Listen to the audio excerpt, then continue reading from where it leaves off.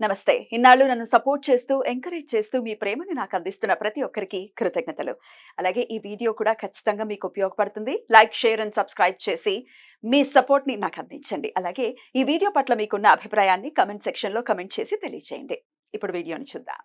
నమస్తే. Welcome to our channel. నేను పద్మిని. ప్రస్తుతంతో పాటు ప్రముఖ ఆధ్యాత్మికవేత్త, ప్రముఖ న్యూమరాలజిస్ట్ లక్ష్మీ నరసింహస్వామి ఉపాసకురాలు శ్రీమతి స్రవంతి గారు మనతో పాటు ఉన్నారు. మాట్లాడదాం. నమస్తే అక్క.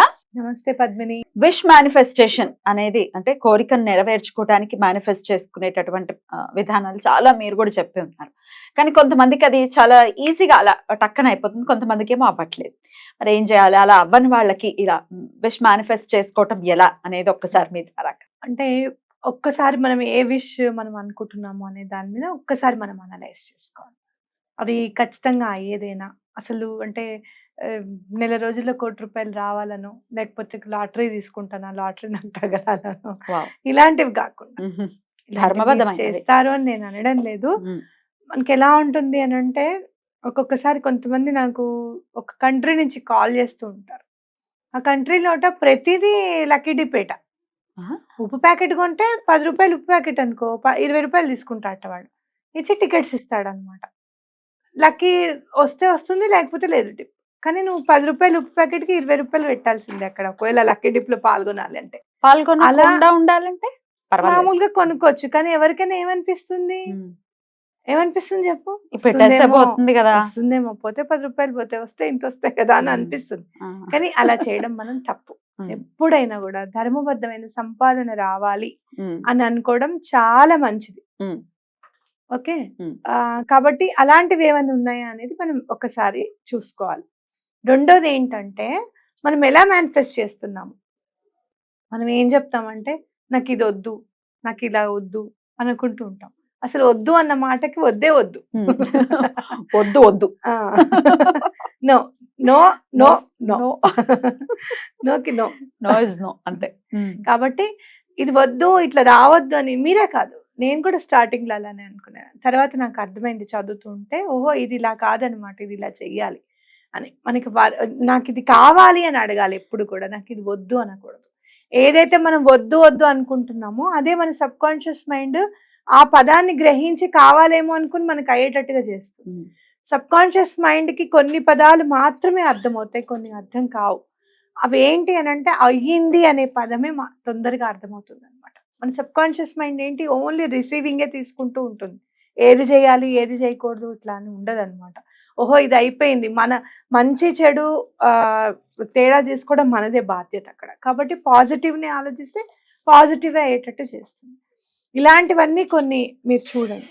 అలా మీకు అయినా కూడా ఇంకా అవ్వట్లేదు, ఫర్ సపోజ్ మీకు డబ్బులు ఇవ్వాల్సిన వాళ్ళు ఇవ్వట్లేదు అనుకోండి, ముందు వాళ్ళ మీద ఉన్న మీరు కోపాన్ని రిలీజ్ చేయాలి. అన్లెస్ అండ్ అంటిల్ మీరు ఆ కోపాన్ని రిలీజ్ చేయండి వాళ్ళ దగ్గర నుంచి మీకు డబ్బు రాదు. బట్ ఈజ్ ఇట్ పాసిబుల్ అక్క అట్లా రిలీజ్? హౌ? అందుకనే అన్నిటికంటే చాలా పెద్ద గుణం ఏంటో తెలుసా? క్షమించడం. క్షమాగుణం మంచి గుణం.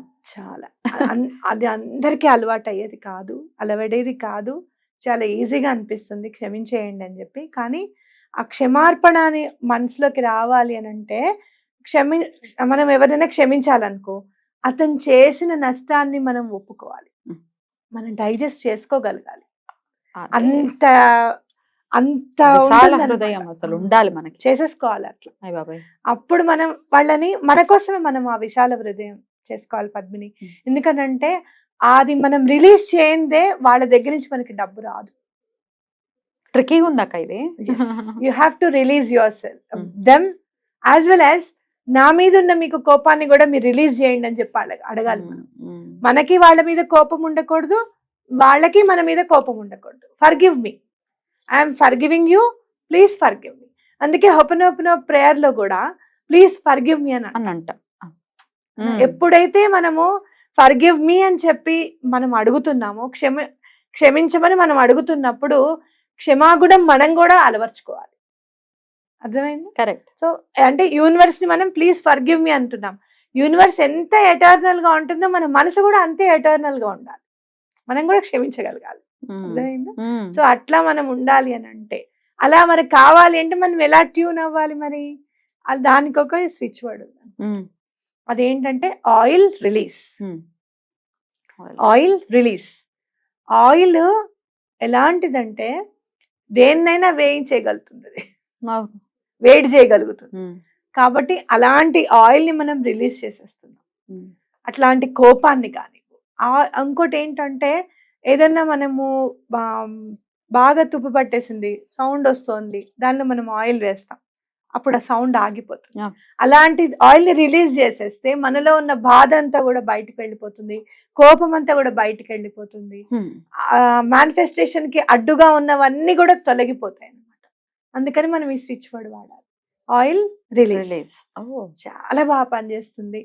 మీకు ఇంకా మీరు ఎలా ఫర్గివ్ చేయాలి, ఎలా మీరు ఫర్గివ్నెస్ని అడగాలి, మీరు ఎలా క్షమించాలి, ఎలా క్షమింపబడాలి అవతల వ్యక్తి నుంచి, ఎలా అతను మిమ్మల్ని రిలీజ్ చేయాలి అవతల వ్యక్తి అనేది కూడా నేను నెమ్మదిగా నేర్పిస్తూ ఉంటాను మేనిఫెస్టేషన్ క్లాసెస్లో. నెమ్మదిగా ఒక్కొక్కటి మనం నేర్పించుకుంటూ వెళ్దాము.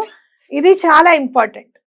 ఇది నిజంగా చెప్పాలి అని అంటే one of the top secret in the manifestation అని చెప్పచ్చు. ఓ. అత్యంత రహస్యవంతమైనటువంటి మేనిఫెస్టేషన్ టెక్నిక్. అవును. రైట్. రైట్. అది ఇప్పుడు చాలా మీరు important. బహిర్గతం చేస్తారు. అదే. రైట్. రైట్. సో ఇది ఆయిల్ రిలీజ్ అనే స్విచ్ వర్డ్ కాబట్టి అది అనుకుంటూ ఉండాలి. అనుకుంటూ సో 28 టైమ్స్ అనుకోండి. అనుకున్నప్పుడు మీకు ఎవరైతే డబ్బులు ఇవ్వాలి, మీరు ఎలా మీకు ఎవరైతే డబ్బులు ఇవ్వాలి వాళ్ళ దగ్గర నుంచి మీకు డబ్బులు ఎలా రావాలి అనే దాని మీద మనం మేనిఫెస్టేషన్ నెక్స్ట్ ఎపిసోడ్ లో నేర్చుకుందాం. ఈ ఆయిల్ రిలీజ్ ఏంటి అని అంటే మీలో అవతల వ్యక్తి మీద మీలో ఉన్న కోపం గాని, ఎవరి మీదన్నా మీకు కోపం గాని, ఇప్పుడు ఫర్ సపోజ్ సంబంధాలు కుదరట్లేదు, వీళ్ళు వస్తున్నారు చూస్తున్నారు కుదరట్లేదు, మాట్లాడతారు అవ్వట్లేదు అనుకుంటూ ఉంటాం, వాళ్ళందరినీ రిలీజ్ చేసేసేయండి మీ దగ్గర నుంచి. ఎవరు అవసరం లేదు, నాకు తగిన వ్యక్తి తప్పకుండా నా కోసం పుట్టి ఉంది, తప్పకుండా వస్తుంది మ్యాచ్, తప్పకుండా సెటిల్ అవుతుంది, అయ్యింది అని అనుకోండి. అదనమాట. ఇన్ని కడుతున్నాను రా బాబు, ఈ మ్యాట్రిమోనీలో కట్టడమే సరిపోతుంది 3 నెలలకు ఒకసారి. బాధ ఉంటుంది ఎవరికైనా, కానీ ఆ బాధను మీరు అనుభవించకండి, దాన్ని రిలీజ్ చేసేసేయండి. ఆయిల్ రిలీజ్ అంటే మీలో ఉన్న బాధని రిలీజ్ చేస్తుంది, మీలో ఉన్న కోపాన్ని రిలీజ్ చేస్తుంది. మీలో బ్లాకేజెస్ కి కారణం అనేది ఏదన్నా ఉంది అంటే మన బాధ వల్ల, మన కోపం వల్ల. అసూయ కూడా అక్క. అసూయ మామూలుగానా? అసూయ ఎట్లా అంటే దహింపజేస్తుంది. డెఫినెట్లీ. అతన్ని దహింపజేస్తుంది, నిన్ను దహింపజేస్తుంది. దిష్టి తగులుతుంది అంటే దేని వల్ల తగులుతుంది? అసూయ వల్లే తగులుతుంది. అబ్బా ఇట్టున్నారా బాబు అనుకుంటే అయిపోయి ఏదో అంటారు చూడు, నరదృష్టికి నాపరాయి అన్న పగిలిపోతుంది అన్నట్టుగా అట్లా అనమాట. నిజంగా నాకు భీముడిది అదే మహాభారతంలో ఆ ఘట్టం చదువుతున్నా ఒకసారి తలుచుకుంటే భలే భయం వేసేస్తుంది. పెద్దనా అన్నే తండ్రి తర్వాత తండ్రి అంతట వాడే చేసేయాలనుకుంటాడు. అందులో తండ్రి లేని పిల్లవాడే చిన్నప్పుడే నువ్వు పెంచితేనే కదా అంటే, దుర్యోధనుడికి ఎటువంటి పరిస్థితుల్లోనూ వాళ్ళు నా పిల్లలని అనుకోలేదు, ఆయన అనుకోలేదు.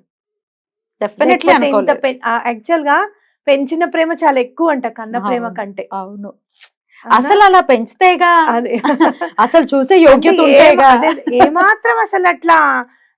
మళ్ళీ ఎంతటి విఘ్నుడు మనకి అక్కడ కృష్ణుడు కనపడితే ఆయనకు చూపిస్తే మళ్ళీ అన్నమాట. కాబట్టి ఎటువంటి పరిస్థితుల్లోనూ దాన్ని మనం అలవర్చుకోవాలి, క్షమించగలగాలి. అద్భుతం అక్క, చాలా బ్యూటిఫుల్ గా తెలియజేశారు. Thank you so very much అక్క. నమస్తే.